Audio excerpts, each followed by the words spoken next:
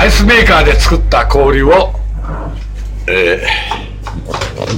今度はかき氷機でやります。ガンガンガンガン。楽でしょ、早いでしょ。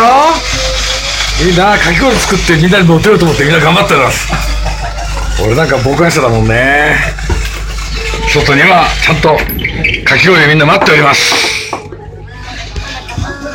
まだかなーと言っておりますが、今一生懸命作っております。もうすぐかき氷できます。